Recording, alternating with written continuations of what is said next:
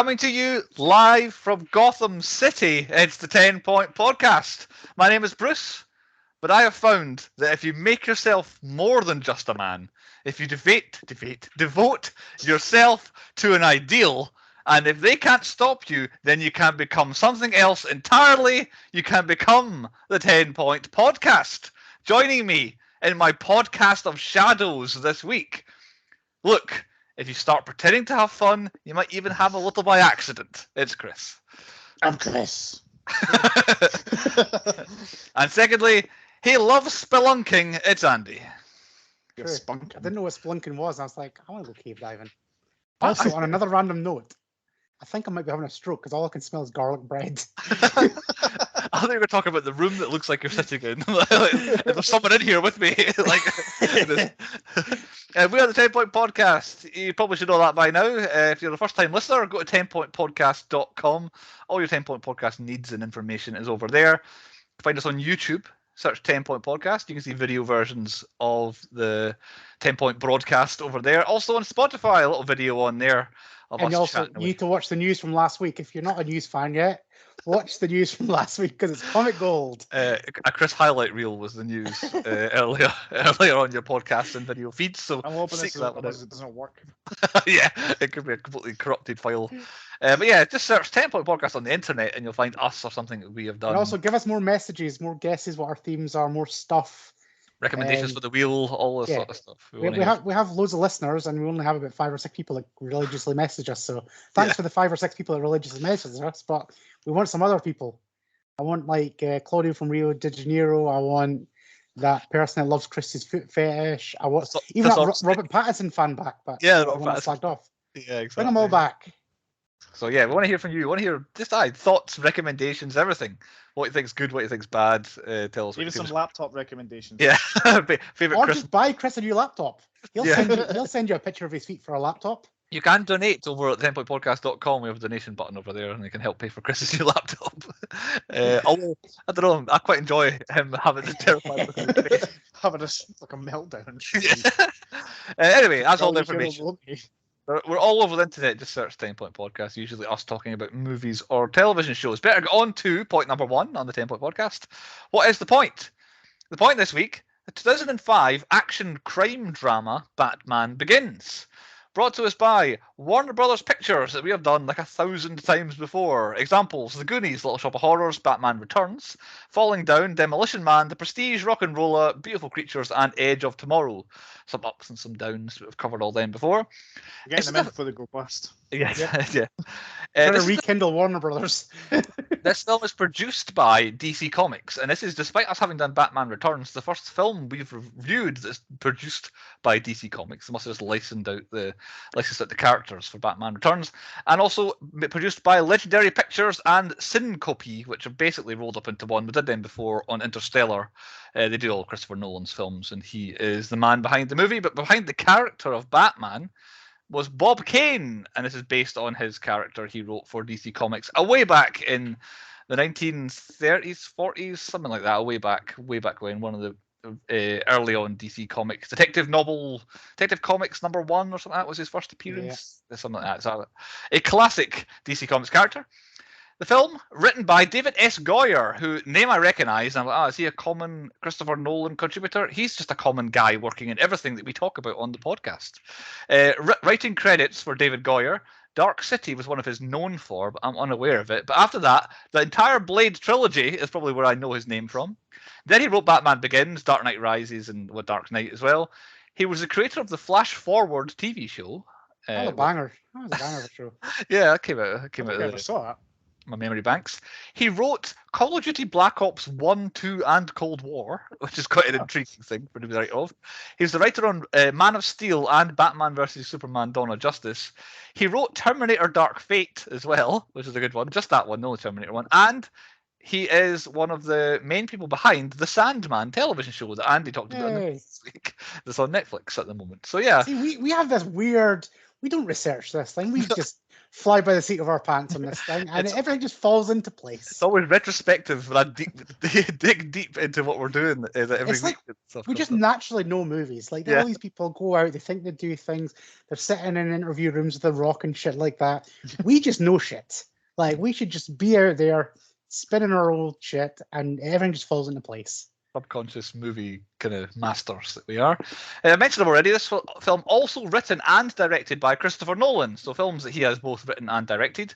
Memento, and then Batman Begins. This was an early Nolan film, this one. Then The Prestige, then The Dark Knight, then Inception, then The Dark Knight Rises, then Interstellar, Dunkirk, Tenet, and I saw a trailer for it at some this week. Oppenheimer is his next one that comes out in about 10 months now. It's a long way away. It really is like a yo-yo, isn't he? Yeah. He does do. I remember his run of one for me, one for you, doing the Batman. I do remember that back in the early 2000s. Yeah, Christopher Nolan. Don't need to cover him too much more. We know how he goes. He's a very famous and successful director that Andy hates. I think it's the general 10-point podcast feeling on him. Batman Begins stars as Bruce Wayne / Batman Christian Bale. Made his name in Empire of the Sun, he was a young actor at that point, and then he was in Pocahontas, the Disney animated TV. That blew my mind. Yeah, I cannot hear his voice when I watch it. Yeah, and then American Psycho was his first real I am a grown-up making grown-up movies stuff, was in American Psycho. Then it was Batman, which I learned recently he read a graphic novel on Batman. I forget which one it was now. I didn't write the title down. And he told his agent's management and all that, if Batman ever starts again, I want to be involved, after reading a graphic novel on it. So he became the new Batman. He was also in The Prestige. He was in Terminator Salvation, a different Terminator to what was written by the writer earlier on. He's also in The Fighter, then The Dark Knight Rises, and then since then, American Hustle, The Big Short, which is one of these films like Andy always talks about, where I really enjoyed it, but I had very little idea what was going on the entire time. And then most recently, Thor: Love and Thunder, where he was in a different film to everybody else, being yes, he was. Gore, the God Butcher in that. Co-starring as Alfred, he didn't have a surname in the credits, it was literally just Alfred on the cast list for this, Michael Caine. He was in Zulu, which was a gigantic film a way back when, but he really made his name as being Michael Caine in the Ep05 and in Alfie. Alfie made him a super duper star, being proper Cockney. Oi, Michael Caine, blow the bloody doors off and all that. He was in the Italian Job not long afterwards. So that's the Michael Caine era, was Ep05, Alfie, Italian Job. Then he made Get Carter off the back of that. He was in Escape to Victory. The next one that jumped out at me on his credits was The Muppet Christmas Carol. I think that was my introduction to being Scrooge in that. The internet says that The Cider House Rules and The Quiet American are famous roles of his. I've seen neither. Then he was in Batman Begins, and every single Christopher Nolan film the best film he's ever done. What's Jaws that? of Revenge. Yeah, I nearly put it down as well. Sitting at a 3 rating on IMDb, which is famously kind on rating films IMDb. It still only gets a 3, but yeah, I jumped. I'm pretty sure that's the one where you can see the rig that's holding the shark moving it backwards and forward. Right.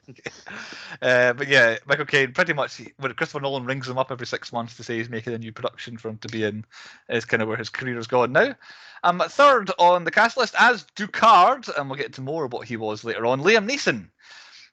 The major role that he seemed to get was Schindler's List. He was in plenty of things before then, but nothing too gigantic jumped out at me. But Schindler's List.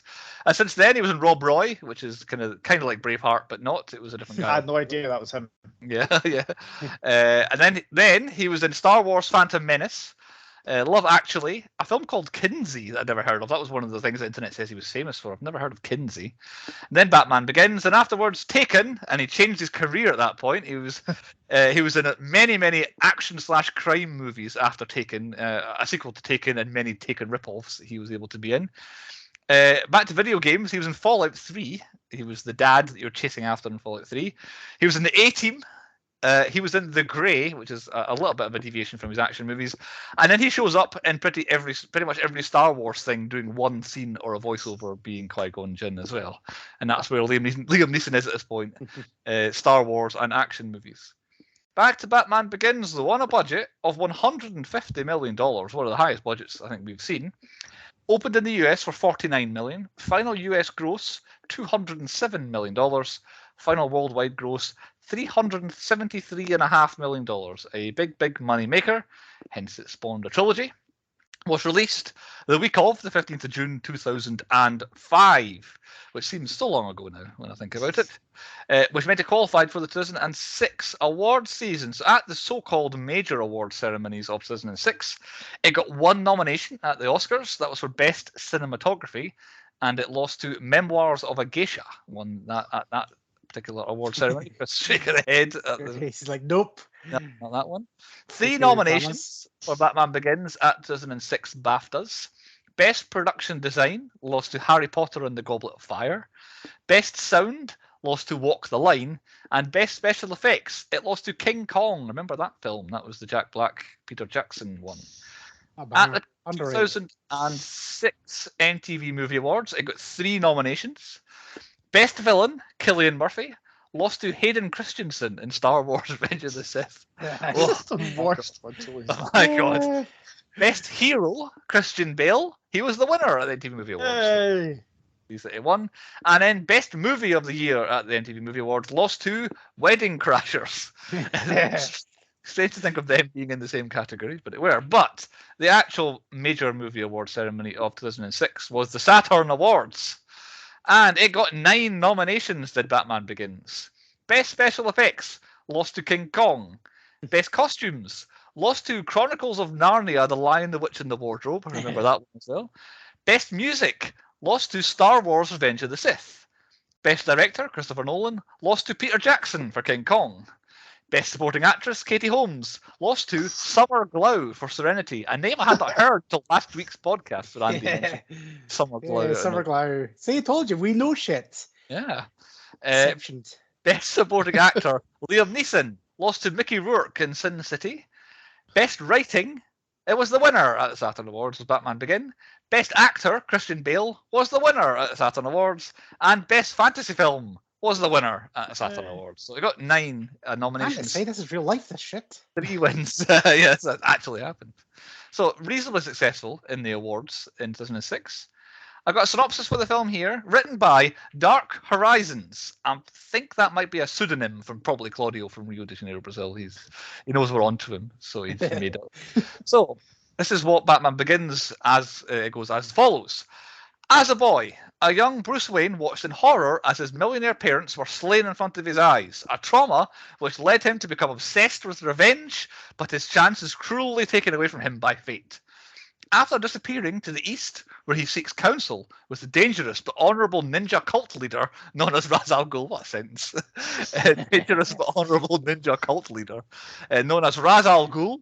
He returns to his now decaying Gotham City, overrun by organised crime and dangerous individuals manipulating the system, while the company he inherited is slowly being pulled out from under him. The discovery of a cave under his mansion and a prototype armoured suit leads him to take on a new persona, one which will strike fear into the hearts of men who do wrong. He becomes Batman. In the new guise, and with the help of rising cop Jim Gordon, Batman sets out to take down the various nefarious schemes in motion by individuals such as Mafia Don Falcone, the twisted doctor / drug dealer Jonathan the Scarecrow Caine, and a mysterious third party that is quite familiar with Wayne and waiting to strike when the time is right. Oh, you didn't spoil it. You didn't do it. He didn't give it away. One of them very much gave away the film that I read. But yeah, that's pretty much what it's about. A good setup. Some of the, I don't know, it's not quite how it went, but all the elements are there. Who picked this film? The Wheel did. Do we know who put it on the wheel? Got no idea. So much Nick might put it on. We should really make a list of who put the shit on wheels. If only we had a list that someone forwarded to us that had all the people who put it on this that we could have checked at some point in the last week. But we didn't. So thank you, person who put it on the wheel. Have we seen it before? I certainly had. Aye. Of course we had. Which channel would we normally find it on? I don't have an answer for this one. I would say it's E4 now. Aye. I watched it on Sky Cinema. I think it's definitely a Sky Cinema kind of film. But yeah, it doesn't work as a channel necessarily. And which version did we watch? There is only one version, so we watched that version. On to point 2 then. It's the high points. What we thought the best bits and things were. Normally whoever picked goes first, but I'll just randomly pick Chris to go first just because we like it. My first high point I've got written down is the making of the Batsuit. I know there's a few things at the end. No, like bar. His equipment. I like the little montage of him. I can't remember Batman just like the original Batman with Michael Keaton. I don't remember him actually becoming Batman, and you see him making his suit. He's always been established as Batman. I literally have one of my high points as becoming Batman, is what I've Yeah. put. Yeah, pretty much from when he meets Lucius Fox first, all the way through him building the Batcave with Alfred, through recruiting Gordon to be part of, like you say, getting the pieces from him, from Fox, through building the Batcave and all that. That stretch of about, I don't know, 10 minutes is really, really good. I've got a few before that, but this is certainly a high point. I definitely agree. I like the fact that they even think about the big issues, like ordering just one bat cowl and one like ears thing. Is like, okay, we need to not arise suspicion, so let's just order 10,000 of them, and then we'll see what happens. That would arise more suspicion for me. What is this for? I like also Alfred smashes it with a bat. It goes into a million pieces. There's a problem with the graphite. Oh, really? Yeah, you're right. Oh shit, Sherlock. So since the high points before that, the first high point I've got, it was the first scene that she was in. I'm like, Katie Holmes is 500% better than Maggie Gyllenhaal is in The Dark Knight. Yes. I forgot that Katie Holmes is in this. I forgot she was an actress. I did the same thing during Logan Lucky.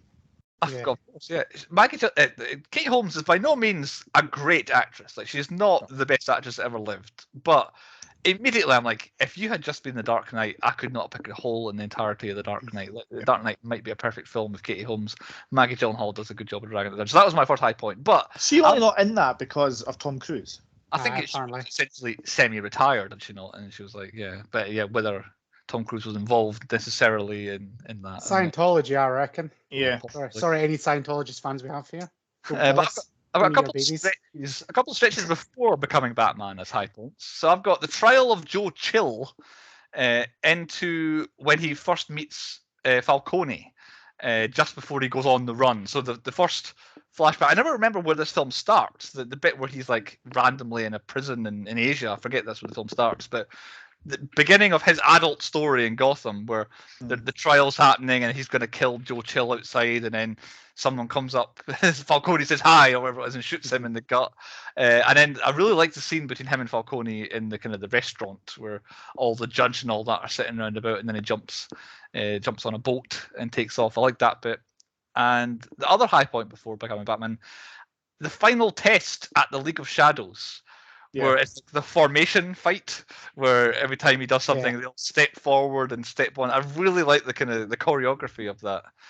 And then I guess the kind of the fire shootout, explodey, kind of the places burning down around him, and the killing of Ra's al Ghul, the amazing Ken Watanabe.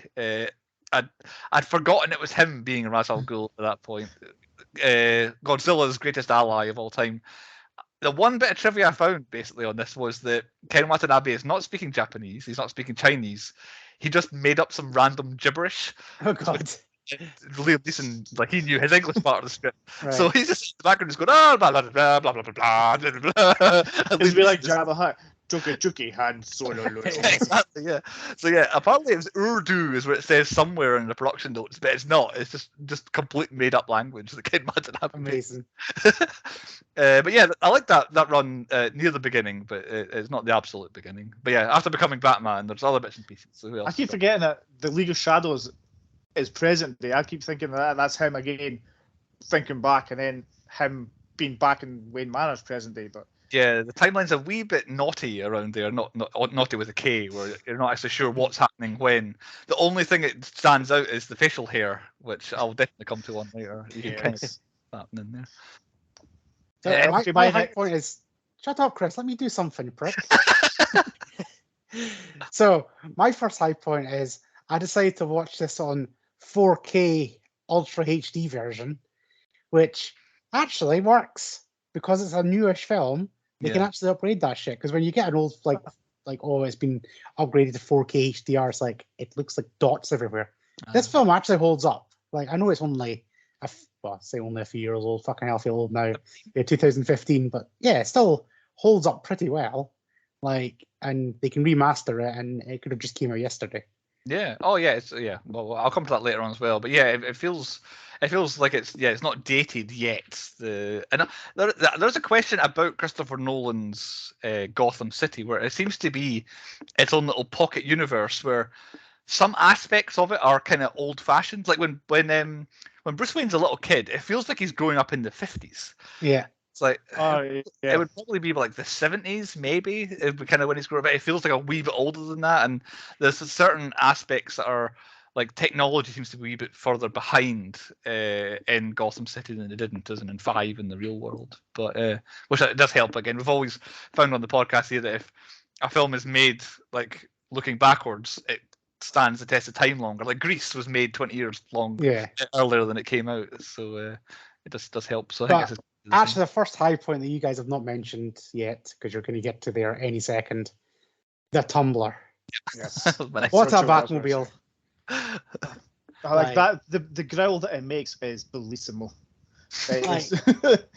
I remember seeing that thing going, fucking hell, that's amazing. And then driving around XL behind me, which is my fault, by the way, of XL. Been there many a time.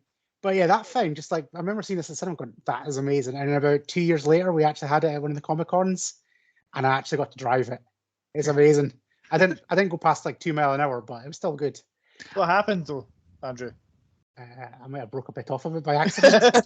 It's not as it's not as easy to get in as the whole top coming off, because I had the drivable one. So to get into the drivable one, you basically have to go in through the sunroof, which for somebody my size is quite hard. And then when you get to a certain point, you can only stand on certain bits because it's not all nice carbon fiber, and like it makes your foot can go through bits. Right. So I might have broke a screen used Batmobile by accident, but nobody knows. Yeah, it's too late now. If I was ever Richie Rich, that is one of the first things I'd buy is a Tumbler. The flamethrower on it, like I've been like, I've said it before in this podcast. I've driven that Tumbler, and I've driven Michael Keaton's one, where the Tumbler is amazing because inside of it is like you're just in another world. You can't see shit. It's got like literally, it's got monitors everywhere, which are all like cameras, so you can actually see how to drive it. But yeah, you can't see out the front. You mean you don't go like this? No, him going down and getting sucked off all the time. It doesn't have that bit in it, but yeah, it's like the functional driver one with the big flamethrower at the back for the exhaust. Amazing. That Tumbler is just, yeah. I remember it was one of the key things to get people excited about the film was the shots of the Tumbler being driven around. I think it was the UK they filmed a lot of the driving. I would be in XL. Well, exactly, yeah. And then everyone was like, "Oh my god, this new Batmobile looks special," and all that, and got people excited for it. But the actual chase itself, it's not the most action-packed stunt film. No, and it also looks like it's going really slow. I mean, we'll get onto it. Like this Dark Knight 2, or the Dark Knight one, Batman 2, has the better chase scene because it looks like it's going faster. Whereas this one's quite slow, but still pretty cool. It's still good. I've still got it as a high point, is the chase. However, it is ruined. It's still one of my favourite scenes, so I'm going to actually put it in a high point, but it is ruined by the MTV Movie Awards. I don't know if you remember, but you know the bit where the Batmobile comes flying onto the roof and then rips up all the roof? On the MTV Movie Awards, how they do spoofs, it's got, I think it's Andy Dick actually, putting tiles on the roof. Right. And he's just like, I'm done. And then the Batmobile just lands on it and just rips it off. Just imagine him standing there. Every single time I watch this film, I'm just like, oh yeah, it just gives me a flashback to the MTV Movie Awards. Yeah, apart from him doing the whole slidey in down the front, like into his little shooting position or jump position, I don't like that aspect. But the chase is quite good itself. I really like the bit. I'd never really stood out to me before, but this time it did, where he goes like silent running and he's like pitch black. Dark next to them, and they're like, "Where do they go? Where do they go?" And he's actually just right there. But how shit are the police like lights? Yeah, like proper shit. Yeah. But yeah, the chase itself, it came at a good time in the film. We kind of the bit before that is not quite a high point. I remember it being a bit better than it was, where the Scarecrow's got Rachel, and then Batman goes in to save her, and him and Gordon, and then all the bats flying down the staircase, the picture that's behind Chris and all that. I remember that as being a more epic kind of adventure or escape. He runs out the front door. Yeah, it didn't quite stand out as much. That running though is so like stupid. It's going to come later on what happens afterwards. It makes no sense whatsoever. But I thought that sequence was quite good though. Like from the bats coming down to him getting thingy, and to him becoming Man-Bat. With the cranes, and then I always had a Mandela effect. I always thought Rachel saw Man-Bat in the Tumbler. Yeah, me too. I swear that's something somewhere because I was waiting for her to look and be like freaking out at him sitting in the driver's seat.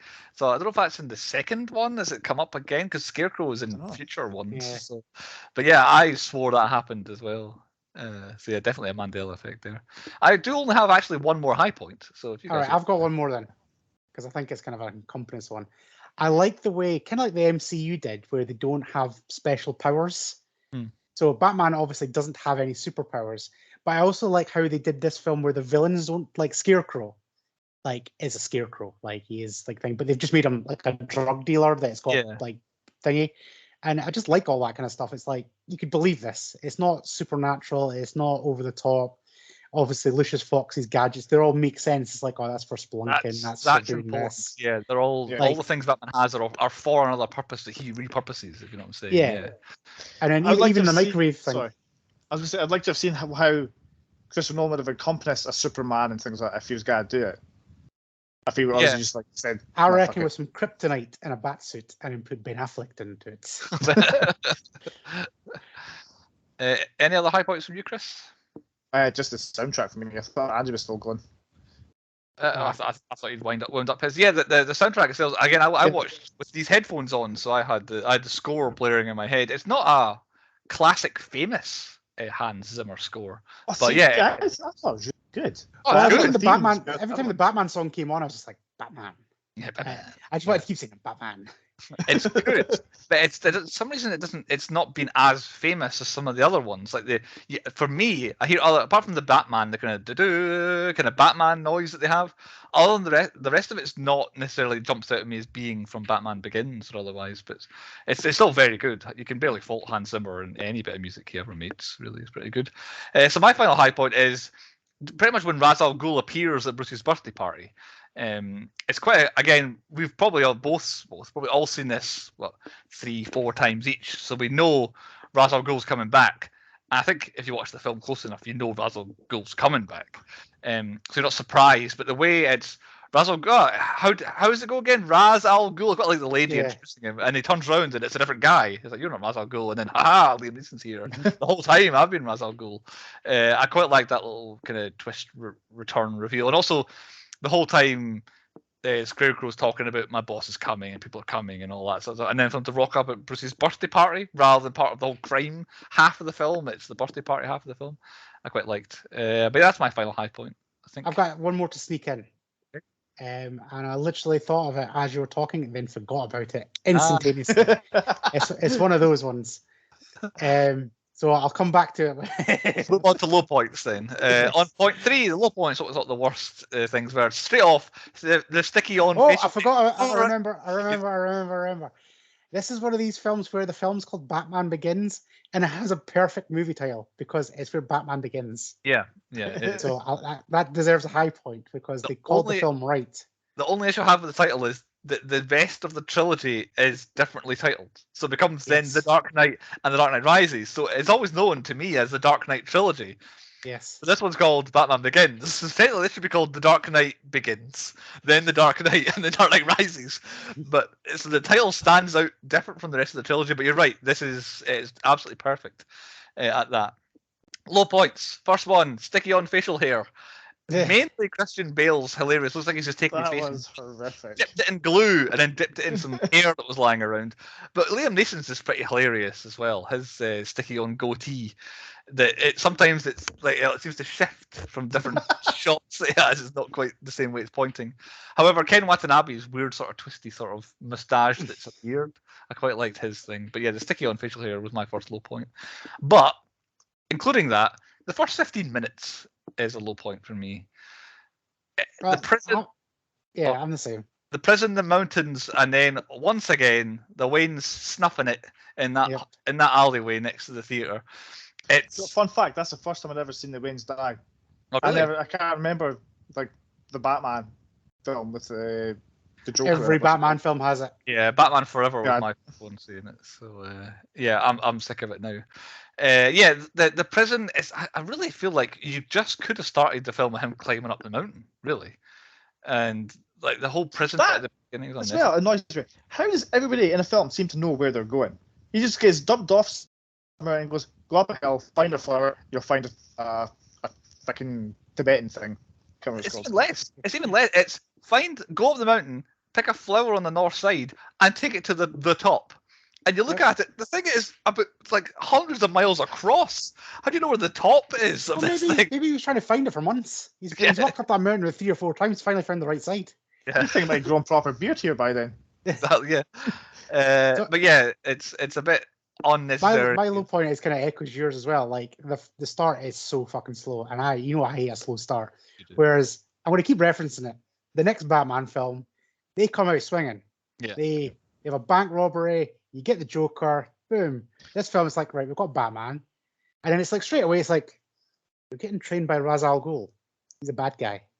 Like, I know he's a bad guy. Why don't you know he's a bad guy? So much for a great crime detective, you bellend. Thing is, as well, it's like he is looking for Raz. Like he learned. Does he learn about Ra's al Ghul? Like, there's a kind of a disconnect for me. I know he runs away from Gotham City after like his parents and all that sort of stuff. But does he then go searching for Ra's al Ghul? No, I think he's just trying to find criminals. Yeah, that's what I thought like, as well. He's trying to find criminals. Then Raz finds him. Yeah. And then so Bruce Wayne is trying to find bad guys, but surely he's done some research that these Bellends of the League of Shadows have been throughout history. Like, I know they're meant to be in the shadows, but surely there's going to be some rumors about them. Yeah. And then if somebody comes up to me and goes, there's certain names in this world that you just don't trust, right? Ra's al Ghul. If somebody said, hi, I'm Ra's al Ghul, they're like, I don't trust you.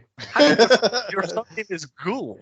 Like, hi, I'm Hitler. I'm like, don't trust you. But it's like having it's like, hi, I'm Steve Demon. It's like, yeah. uh-huh. Like, there's certain names in history, like Stalin. Hi, I'm Stalin. Meh. Donald is another one. Donald's a name that I do not trust. Right? Oh, really? Yeah. There's a lot of Donalds out there. It's like, hi, Donald Sutherland. He always plays a bad guy. So there's a lot of Donalds that are just not. You don't trust them. So certain names. So Ra's al Ghul. If people come up, I'm sure. But yeah, you know what I mean. Somebody comes up, Ra's al Ghul. I'm going to train you to be a ninja assassin. It's like, that sounds perfect. I reckon they're going to make me kill somebody at the end of this. Then I'm not going to. There's a lot of very, very happy coincidences in this film, but one of them is definitely Bruce Wayne finds the exact thing he didn't know he was looking for, but was looking for. As in, he goes out to look for the world's worst criminals to help train him to be a good guy, and then finds the exact set of people he didn't know existed that are doing only that. And it's like, yeah, that's a bit of a happy coincidence. It's maybe lazy writing, maybe, I don't know, but we'll see. Low points. Any from you, Chris? Oh yeah, Ra's al Ghul's lied right to my face. Like, for years, I genuinely thought rubbing your chest was a thing, and then he comes in. It's not sound medical advice. He lied right to my face. The bastard. He's a bad guy. He's a bad guy. Personal slight. My bad. You did. Like, I genuinely thought, that's some good advice. I just forget my arms, but just rub my chest if I'm cold. He lied to me. Yeah. Low point for me. Rachel had to have recognised that Batman was Bruce Wayne earlier than she did.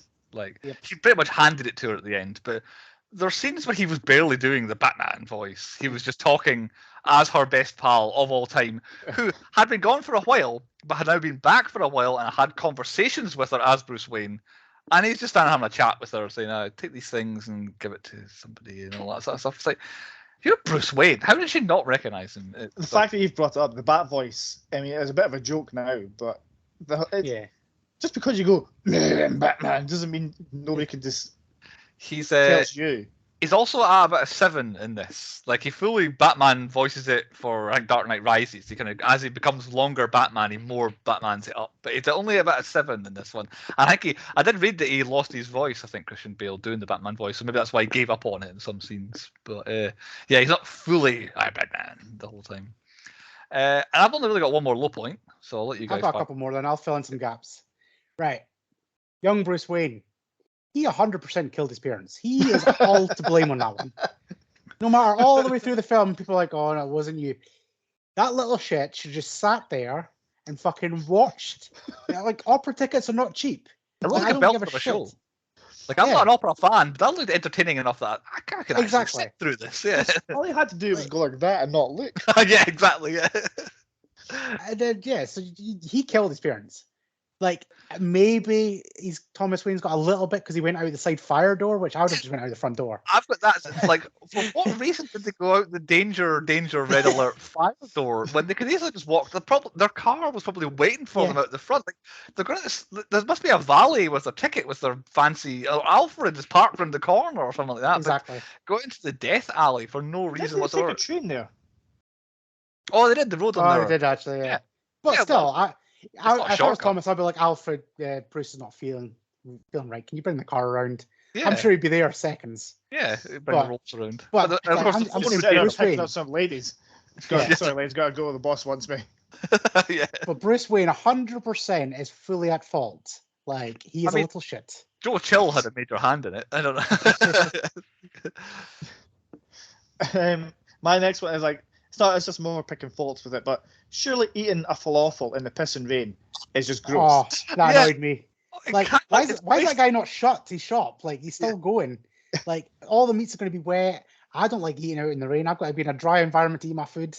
He was dry. I noticed that wherever he'd parked his little van, at the end of a little alleyway, he was perfectly dry. He didn't have a brolly. He was just parked there. But yeah, down the alleyway behind him was pissing with rain. And on the street in front of him was pissing. So I don't know what he'd set up underneath. But yeah, he's very, very lucky that one guy came by looking for falafel. No wonder he's struggling to feed his family if he's set up in a alley somewhere in Gotham City. Yeah, okay, my final one is when Batman's leaving Arkham Asylum. He literally blows a hole in a door, and then he blows a hole in the cell where these other guys could just walk out behind him if they wanted to. Yes. So I guess it's maybe just going to be a drop in the ocean at that point, since the whole building was getting blown open. Yeah. But, so around that time is my last low point as well. It's less of a low point, more of a I think I need help here. Does the science of the Scarecrow Ra's al Ghul plan actually work? I reckon 100% it's flawless. You reckon that I you can put put thing. a whole bunch of poison into the water for the entire city? Yes. And it stays in the city. It doesn't ever leave the city. Yeah, I was going to say the water would just take it out into the sea. So all the fishes are going to fucking hallucinate like fuck. But it's not poisonous at all unless you put it in through your lungs. So this poison only kills human or pollutes people's minds if it's in your lungs. So in your stomach, no, it doesn't get in your bloodstream at all that way. But in through the lungs, that's enough to not kill you either, to make you go angry and scared or whatever it is. And it's like, and then can this one emitter make it work for the central hub of all the water for all the city is in Wayne Manor. That's a tumbler driving around, I think. Massive Waffle House. All right. Yeah, always Wayne Manor. And then how does it then make all the water turn into all gas in all of the cities? Does it have a massive range from there? Is it like, I don't know how it... No, it was just following the track. That's why he was in the train. Yeah, beforehand, though. That's because it was going to Wayne Manor, which was right, the center. So what difference does it make if it's at the center? Does it not just do it to the water it can reach at the center? Or does it have like a 10-mile radius? And if it does, why does it matter if it's at the center or not? Like, the plan seemed very flawed to me. Because it made good TV or film. So. It made for drama and a reasonably 2 or 3 step plan that you could follow. It's like, this means that, and that means that, and then this means death. It's like, yeah. Right, I've got my ultimate low point. There is no way a billionaire philanthropist can build his mansion back brick by brick exactly how it was by himself. And he basically says he's going to do it. And now I know he doesn't. No, he does get other people later on, but still, they build that shit really fast between movies because his mansion's back. It's gone in the Dark Knight, though, isn't it? I think the Dark Knight. The third one is back. Oh, it's just at the end of Dark Knight, I think. Yeah. So yeah, I don't know how long it is time wise. I'm sure. But does he do that thing where these people made this mansion, made his bit downstairs, and goes right, bang, bang, no witnesses. Exactly. Because that's what it makes sense why he's got to build it himself, and then obviously Alfred's going to help, but he's got to he can't carry a brick at a time, I reckon. But yeah, he's putting all this secret shit in. It's like, what kind of contractors is he getting in? Where it's like, right, shush, there's a Batmobile. I reckon, this is my theory on this Batman universe here, that 90% of the Batman villains were all contractors. Yeah. Because Batman stiffed them. Yeah, it's like, wait there, we built you a fucking Batcave. I'm going to become evil. So there was one guy, he worked on the central heating. He became like Firefly. There's another guy that worked on the air conditioning unit. That's Mr. Freeze. There's It a all guy makes that hung sense. up a calendar. He became the calendar man. Yep. The Mad Hatter, he was the decorator. We've got it down. Scarecrow, he was just chilling trying to make the crops work again. Keeping Working fucking in the crows out garden. of his field. Poison Batman ivy becomes garden. self-sufficient. So, yeah, that's my low point. Okay. I think that's us for low points. I'm certainly out. Any more from you, Chris? No, I'm out. Okay, better crack on with the stats then on point number 4. Apparently there is a shit in the film. It is mumbled by a character in a car. So I don't know which character it was, but the internet told me there is one. It's mumbled. Apparently asshole is also mumbled at the same time. But no F-bombs, not at all. Watch it for Mothman. And there are 50 Is. I was just going to say, I just go straight in the chair. 50 explosions exactly in the film. A good round number. Most of them are Ra's al Ghul related, whether it be in his League of Shadows house or at the very end. Deaths. I nearly missed the Waynes. Shockingly, I managed to nearly miss them, but really only 5 deaths. And that's the 2 Waynes, Ra's al Ghul, and Rachel's boss, like fake Ra's al Ghul. Nobody else necessarily is shown to die. The crew of the cargo ship that were bringing the weapon, they were all dead. So I don't know how many it was. I don't know how many people are on a cargo ship, but it could be, I don't know, 20, 50, 100, I don't know how many it is. They're all dead. But surely some population of the Narrows who did get infected and did get poisoned and did start attacking each other out of fear. There must have been at least a couple of deaths in there. And also, the entirety of Arkham Prison has escaped. Arkham Asylum has escaped. So some of these nutters have probably ran straight up and stabbed someone. But a very hard amount of people, but only 5 actually shown on camera. The quotas, there were no cows. However, when Bruce Wayne is walking up the mountain, you can hear 2 goats in the background. Yay. So there was a couple of goats. Never saw them, but I could hear them. And no dead animals. No animals died, I don't think, unless there was a bat somewhere. I reckon when Batman flew down, he definitely Squished one. knocked a few bats out and then probably trampled on one. Yeah. So maybe a bat here or there, but none confirmed. Only if he So, names him like Ant-Man names his ants. I wonder, yeah. So the devil doesn't appear. However, the guy who beats up Bruce Wayne at the very beginning says that he is the devil, and Bruce Wayne says he's practice. So he might be the devil. I don't know. If he's a Batman, he could be Devil Man. I've lumped these together. KKK Nazis and pedophiles, not confirmed. However, he's in Arkham Asylum, so definitely be some in there somewhere. Tom Cruise trifecta. I thought we might on a winner here, but no, running only, because he doesn't ride his Batcycle, and he doesn't actually get the girl in the end. Rachel, in fact, the opposite is kind of like, we can't be together because you're Batman. But so, he does get 2 girls. well, at that point, yes, the girl. This is a good stat, an actual stat one. Bruce Wayne says, "I'm Batman," when he lifts Falcone out of his car at 1 hour 40 seconds of the film, which is exactly 1 hour after the bats at the very, very beginning of the film. We get like Warner Brothers, and then we see the skyline with loads of bats making the bat signal. As soon as they disappear into the trees, it starts the opening scene. That's exactly 1 hour before he says he's Batman. So basically, the first hour. That's where you're taking that from, because after my first appearance of Batman is 1 hour 1 minute. That's right in 30 seconds. That's right from the start of the movie, though. So to the second, those bats disappear at the very start, and he says, "I'm Batman." It's exactly to the second, 1 hour later. So the first half of the film is him becoming Batman, and the second half is him being Batman, I would say. The times Bruce Wayne's parents were killed was only 1. I thought we might get more. There was 1 brief shot of his dead father, but I thought we might see more clips of them getting whacked at various points, but no, we only saw them once. And did they say the thing? Did they say Batman Begins? No. No, they didn't say it. Said Batman a few times, but not a hell of a lot. Chris, any stats from you? It said Batman 10 times, to be precise. Oh, well, yeah. He was And I was waiting for it. that one. He had that in the bank. I was. That's it. that you? That's Any all other the stats. I'm done. No nut shots, no Wilhelm screams, no nothing like that? No. There's a couple of gut kicks, but who cares? Big gut kicks. No, only nuts we care about on this podcast. On to point 5 then. It's a 10-point podcast quiz. Andy is the quizmaster. What quiz have we got this week? This one Name is this called type of bat. I'm Batman. Is what it's Right. called. It's a pretty easy quiz. You'll work this out fairly quickly as we go along. There'll be loads of controversy and loads of names that I can't say. So here we go. What kind of bat is it? Carry on. Who wants to go first? I'll think go first. I think Chris is due to go first, yeah. Right, Chris, let's start off easy.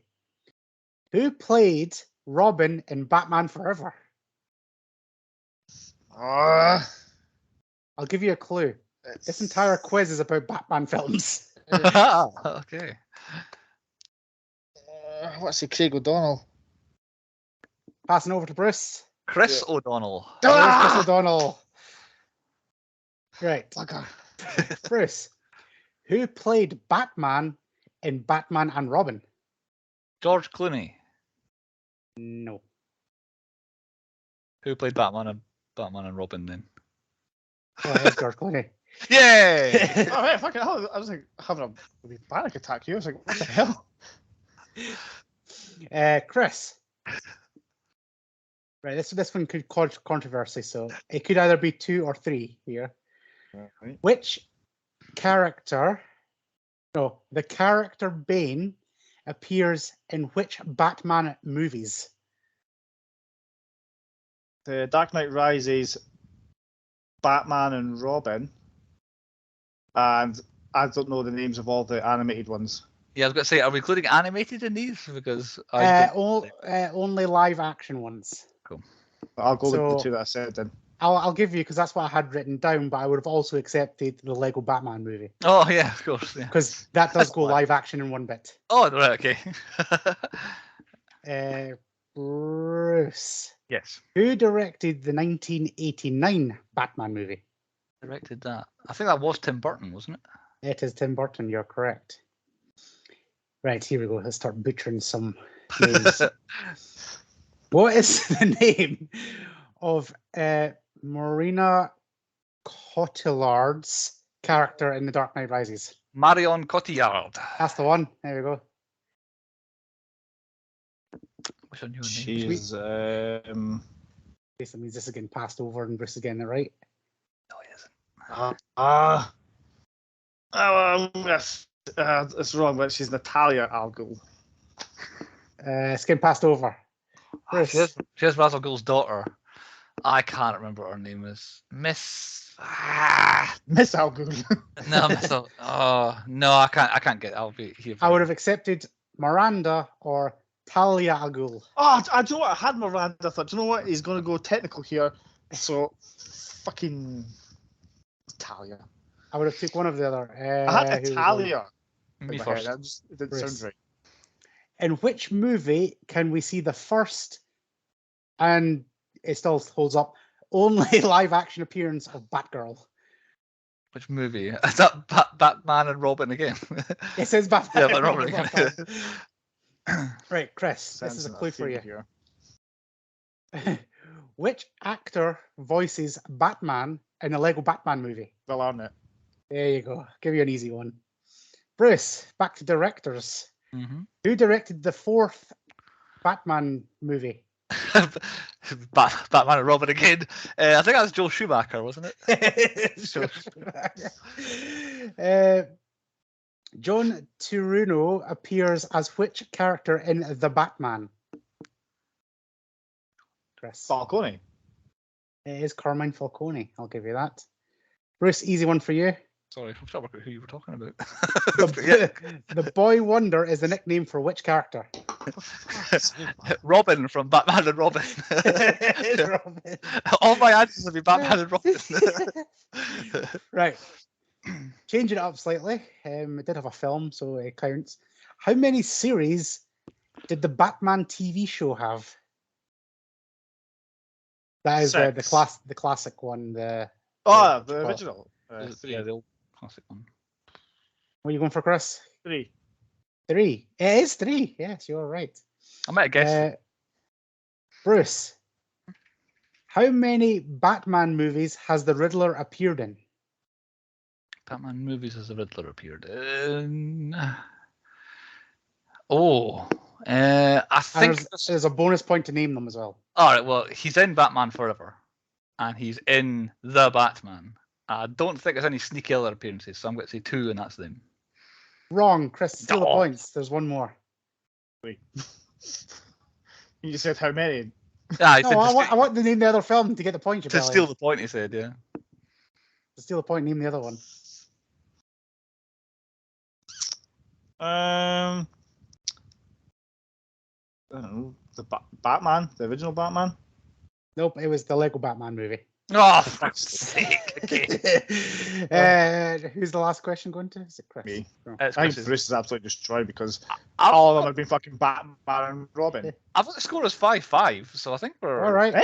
I think so, yeah, because you're not letting me getting them wrong either. So Okay. So on review at the end of the season, it might be different, but at the moment Okay. I've got 5-5.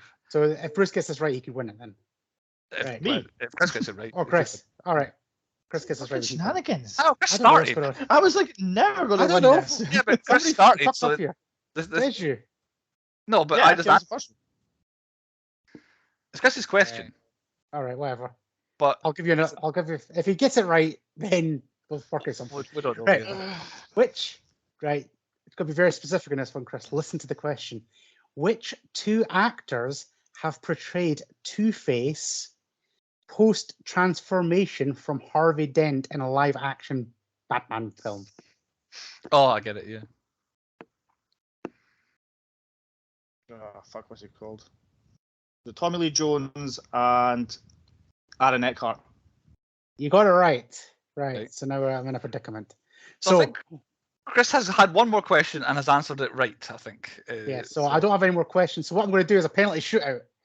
Okay. You've got to keep naming me Batman until, like, a Batman. Somebody's played a Batman until We the can't. person can't. Right. Okay. So, Bruce, you start. Name someone who has played Batman. Okay. Christian Bale, Yep, Chris.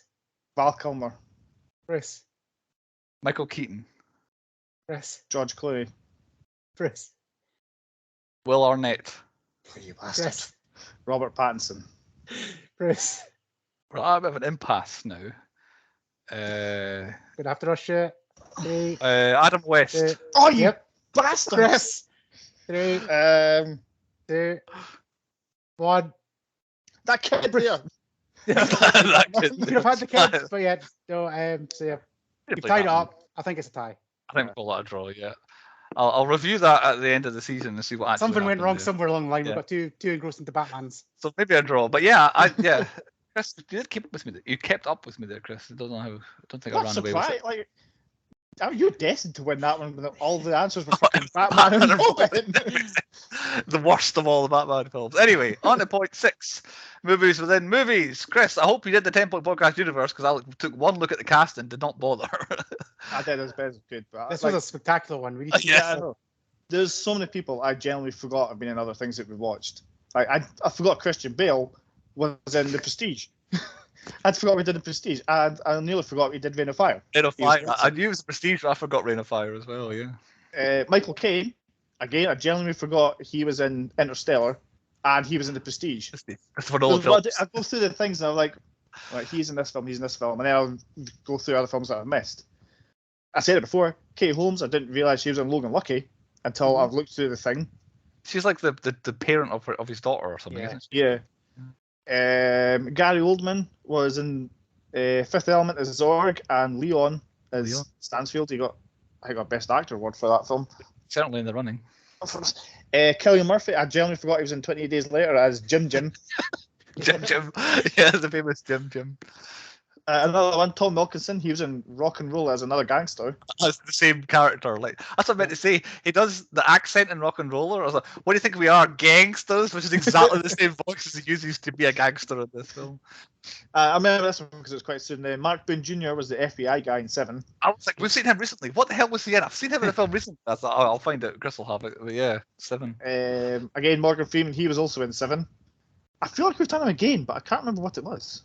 No, But is that generally that? Okay, good. Yeah, we thought at the time as well. I was like, sure we've done him before, but we hadn't. Gerard Murphy, who was the judge, was Nord in Waterworld. Ah, right. Yeah, so he was. Yeah. And finally, a film that got absolutely panned for absolutely no reason. What's it called? Chill. Richard Brake was Portman in Doom. Ah, Yep. so it was. I was like, I thought I recognised him. I was like, nah, I can't do. He's such a small part. Oh yeah, he was the horrible Portman in that. So basically, we've not done Liam Neeson before. Yeah, I know. We've not done Russell Howard or Ken Watanabe. Yeah, but yeah, we've done most of the film, and Christopher Nolan we've done before. As for us, so it's a fairly easy one. I put Bruce as Bruce Wayne, obviously. But in a little twist, I made Andy Batman. Because believe it or not, he's actually quite agile. You should have seen him in football back in the day. He was rolling around like a ninja. It was majestic. And I'll be good guy Jim Gordon. He kind of looks a bit like my dad when he was younger, so All right. he's attached, so I'll be him. Yeah, I went me Batman because I'm Bruce Wayne. I did use a Scarecrow and Andy as Ra's al Ghul, but just Ken Watanabe, just with the funny beard, just like I can see. I imagine Andy, it's being the kind of the face man. So you're just the face of Bruce Wayne, but Andy's actually Batman. Okay, I think we could make that relationship work, Andy, couldn't we? I'll go to all the millionaire playboy stuff, and you can beat up criminals on the street. I'll do that. Yeah. Spelunking gear though. Yeah. Have you done any recasting, Andy? Well, Batman's been recast quite some time, so I'm trying to think. Holy, how the fuck can we forget Ben Affleck? Oh yeah, I thought of Ben Affleck. Yeah. All right, carry on. Yeah. So basically, obviously, I think Batman's been covered a lot. However, I would like to see Ryan Reynolds take a punt at Batman. I'm just saying, I think it would work. Surely he doesn't want to play any more superheroes. I don't think he does, but could you imagine Ryan Reynolds playing Batman? He's too funny for Batman. Batman's gruff and angry at everything. Yeah, you have to be miserable. I want to have like the thingy Adam West wasn't. Adam West, yeah. Adam West, Ryan Reynolds, Batman. There we go. That's the film. Really, George Clooney was a bit silly in his one. Yeah. I want to see Ryan Reynolds playing an Adam West style Batman in spandex, running around with kapow and blam. It might still happen. He's still quite a young man, Ryan Reynolds. It might happen. Yeah. That you then, Andy? That you're recasting? Right. It keeps bringing me back in with these movie references. This one wasn't so much. Recently, it draws me back in by flat out being the critters, like tell me. But this one, when Bruce Wayne first meets Falcone, it's really, really, really similar to the scene from The Godfather where Michael Corleone goes and meets McCluskey in Salozzo, and then he has to go on the run to Italy afterwards. For people who know the first, I hadn't noticed how much this is actually the same scene as that. Even the setting looks like the same kind of diner.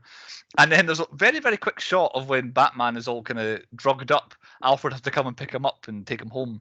It's identical to how Tim Roth is in Reservoir Dogs when he's in the back of the car and Harvey Keitel's driving at the beginning of Reservoir Dogs. It's the same shot and the same framing of the two of them. So they jumped out at me. That's all I've got for that. So my new categories I'm keeping an eye on. Dead Man Walking. Well, it has to be Thomas and Martha Wayne. Like, as soon as you hear the name, I'm like, well, you're getting gunned down. Could this film have come out in 1995? Absolutely not, because Batman Forever came out in 1995. And Batman Forever is a very 1995 Batman film. This is not a 1995 Batman film. This would not have worked then.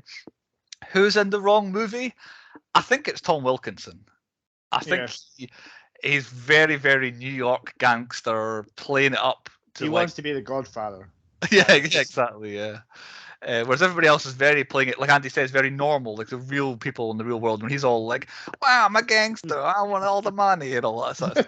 It's not the way he talks. He's like be the gangster. Yeah, Falcone. And then what happens next? Well, the Dark Knight happens next. This is the absolute most moot point there is. The better film happens next. I'll tell you what, right? I'm not like a massive fan of this film. Like it is a slow burn, but the next one, they hit the ground running. Like this one sets it up.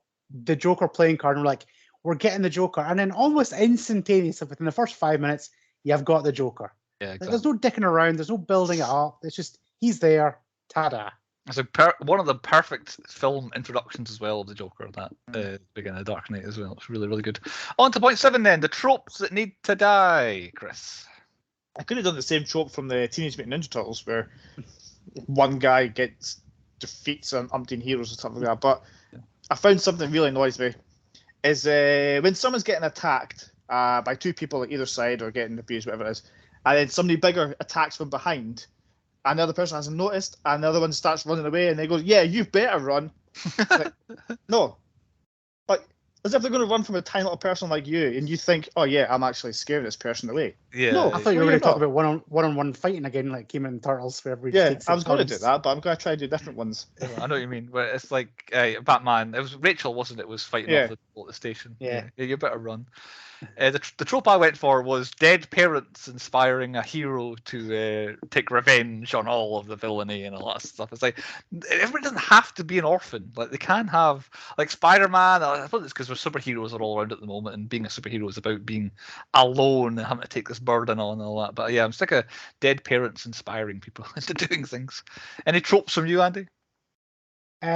Color, like just there needs to be like more Washed color out. in the movie. Yeah, not Right. completely washed out in greys and blacks and all that. So It was I quite guess sepia, is it called? Yellowy. Yeah, like yellow. Yeah, this was a Yeah. very yellow film. It's like not all Batman. Like I actually did like the old kind of Batman Forever, Batman Robins because they were actually Gotham was bright, colourful. Yeah, It still yeah. looked a bit grungy. Whereas all these new Batman films and the Robert Pattinson ones, like holy fuck, what is actually going on in here? Mm. Gotham City does not have to be that dark. I don't think the Dark Knight actually is that dark because No. Gotham's kind of on the up now. And then Yeah. the Joker is like purple and green Yeah. and red, so he stands out quite a lot. But I agree with this He's one. in This a one's lot of it. very yellow. I mean, look at that. Yeah, Well, Yeah, both I of your just- screens are yellow. Yeah, yeah. The and also the thing is like not. I'm trying to think throughout Batman Begins. There's the blue flower, but nothing else really is color based in the whole No. film. Like it's all I need it black, I need it black, I need it black. Very little else is an actual primary color for anything really in the rest of the film. Okay, on to our nominations for the 10 Point Podcast Awards at the end of the season. Chris, what have you got? I've got a few actually. Best actor, I've gone for Christian Bale. I dodged best actor. I don't think he's good enough personally. I thought he was the best one in the film. I thought. My best badass was Batman, obviously. It's hard to fault it, really. Yeah. I was close from my best support, and it was between Liam Neeson and Morgan Freeman. But I went for Morgan Liam Freeman. Neeson. I went That's Michael Caine for best. Nah. support. I would go for Morgan Freeman. Morgan He's a Freeman's character fine. that you just like. He's barely in it. That's the other thing. He's really barely in it. Michael Caine's in it a bit more, and Michael Caine does jokey and does like nearly crying style stuff. But he's both ends of the spectrum. I thought, whereas And Liam Neeson was just playing Qui-Gon Jinn all the way through Yeah. the film. I feel like Being he thought he himself. was doing a Star Wars sequel. yeah, My biggest Bailand, I went for Ra's al Ghul. My I best was villain. Oh no, I did actually. My biggest bell end. I went for Bruce Wayne. I think he is a bit of a bell end himself, but when he ramps up his Bruce Wayne-ness, I'm like, you are like that is proper. Like when he's pretending to be Bruce Wayne, if you know what I'm saying, it's Yeah. like you're a proper annoying person. I don't like you. I went for best villain as Scarecrow. Yeah, actually. I'm not sure. I did something for Scarecrow. Where did I have him? I thought I had him for worst villain because of it's like he's like it's cool. He's a cool villain, and I like his look. But as far as villainous, he's a bit rubbish, really. Like he's well down the pecking order, so he's not the most dangerous, and he gets like tasered and runs off on the back of a horse. Like that's how. That scream's quite funny. though. Taser Yeah. face. He was the original Taser face. Well, yeah, I'm not sure if he's best villain. I'm not saying Ra's al Ghul necessarily is either, but it's I'd be a bit iffy on that one. Right, I'll tell you the ultimate villain. Right, I'm going to just add one in here because we're getting stuck here. It's also the most surprising person is little Joffrey turning up. So, And he's they go, definitely the ultimate villain. Like that's young Joffrey right there before he gets the throne. So he's the I was biggest like, villain. That's Joffrey Baratheon. I had to Google it. So, okay, Jack Gleeson, Danny John-Jones. Yeah. I had no idea he was in this film, and also I had no idea he was coming back. Like I saw him in his one scene, and then he shows Yeah. up later on. Oh my god, he's back! My best inanimate object is the Batmobile. Definitely. My worst plan was Batman escaping through an inmate's cell and leaving them to escape behind him. Fair. I was going to suggest Ra's al Ghul and the Scarecrow's plan, but yeah, that's definitely a worse plan. My best I went for the Batcave. I forgot we Batcave was had- good. It looked like Yeah. it looked like a good cave. I like coming All in. real. I know you had to Well. fly out of it and into it. I would definitely be building a bridge though, a retractable bridge. Thanks to the feature. I think he does in the next Lord. The next time he has it, I'm sure. there's Poor Alpha just happens walking past, splat by a bat. Fucking oh, the Batmobiles came in. How many tea tray? You just nailed the Dan Josh Jules cameo. My best fight is his first outing as Batman with in the docks. At the docks. Yeah. Okay. Yeah. I'll take that. Definitely.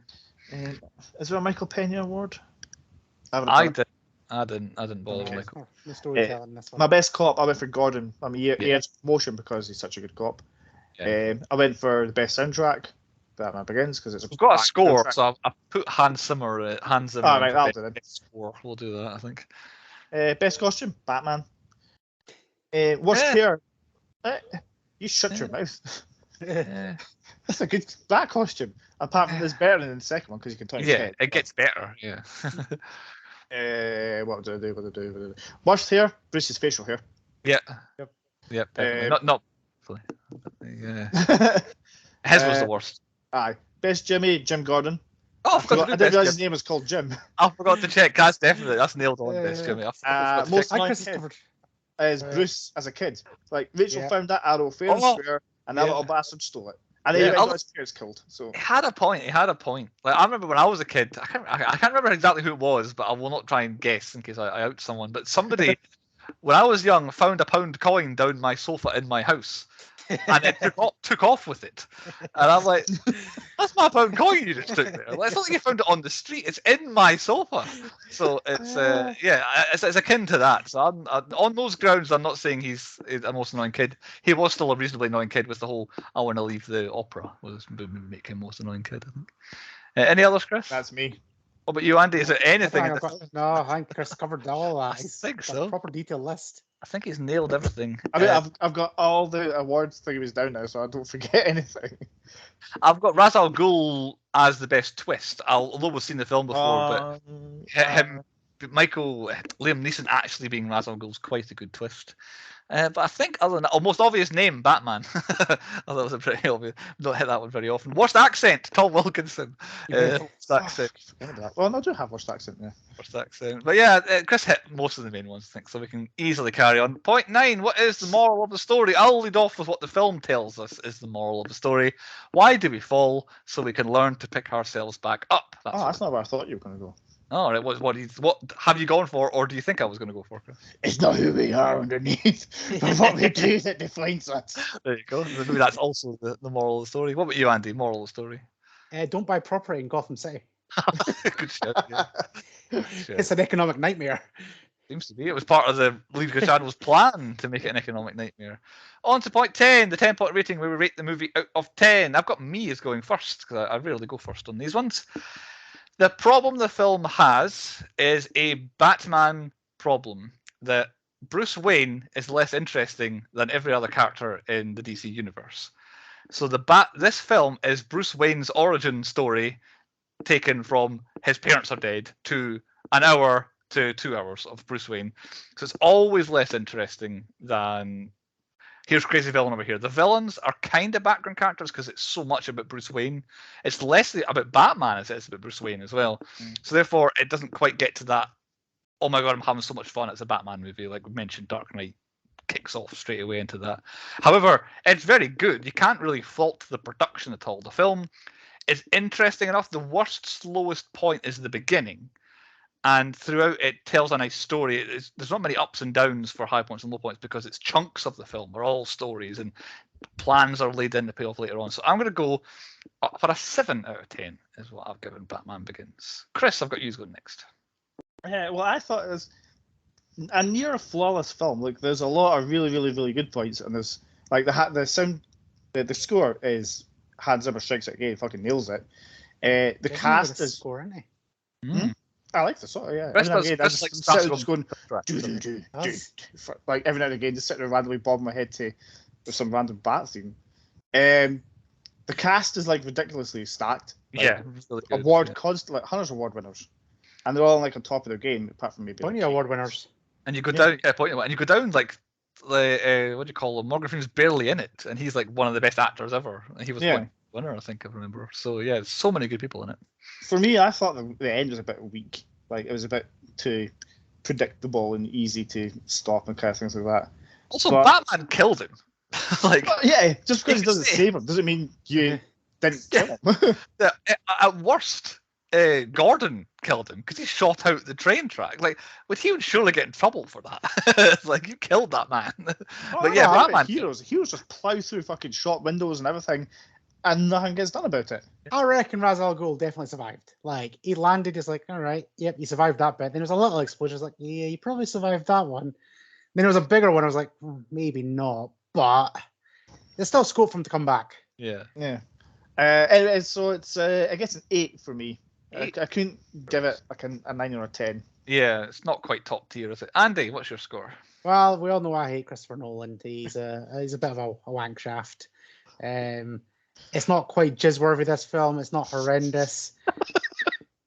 But, so 10 out of 10. Just 9 out of 10. But yeah, it's still good. I still enjoy watching it even after all this time. But it only gets a 6. 6. What I did find is it feels, because I'm assuming you're the same as me, but tell me if you're not. We all know the Dark Knight so well, and we hold the Dark Knight so dearly. This feels like it's a prequel. As in, the Dark Knight was made, then the Dark Knight rises, and then we're like, what we should do is tell the story of how he became Batman. And so the whole thing feels like they've got this window that they can only push up against, that they can't go through. So we can't tell too much story because we just start the Joker story. It feels like it was made after the other ones, which it feels, it's a very weird feeling about it, watching Batman not be Batman for most of the film. Very strange. I think it is a 7 out of 10. A nice round 21 out of 30 for there. So a 7 out of 10 for Batman Begins. That's what I scored it. So I think that's perfectly rated. We forgot to check with Chris, but I think it is Chris to pick next. Is he aware that he's... Okay. So we'll buy Chris some time there. Has the wheel picked a theme between Batman Begins and Beautiful Creatures? Andy, what do you think? Is there a theme going on with the wheel here? Creatures, yeah. I'm not sure. Really. The ensemble casts. Long, maybe. boring bits. Long, boring bits, yeah. Something to do with parentage. Might be something to do. Was she an orphan? Were her parents dead in that film? No. Were they? Oh, shit. No, that was her family, wasn't it? Iron's her dad? Can't Yeah. remember. Oh well, maybe it's not that then. No, he was, yeah. I would say Creatures. Creatures will do for a One start. of the Have you Creatures. found your list, Chris? I I'm thinking it is Chris to go next, Andy. Isn't It it? is, yeah. Yeah. Chris, what's your next pick? So my next pick, I was going to do a long spiel, but I won't really. I don't think we haven't done a Leonardo DiCaprio film yet. from what I Yeah. remember. So I'm going for a Leonardo DiCaprio film, and it is Except from Django Unchained. Fuck you shit. Oh yeah, so No, he hasn't done one Still which is anyway. all about him. Yeah, good guy. They always ruin my plans. Actually, So it's it's not good. Catch Me If You Can. Actually, if you can, I have not seen this in a long time. I might only Yeah, have seen. and he is definitely the bad guy. Yeah, I'm gonna say it's the villain in that as well. Yeah, yeah. There we go. Catch Me If You Can. Early 2000s, early Leonardo DiCaprio before he became the biggest. 2003, I think. I don't Yeah, know. 2003, before he was the biggest movie star ever. Tom Hanks is back. I think he's trying to catch him if he can, isn't he? Yeah, I think it's Tom Hanks. So there you go.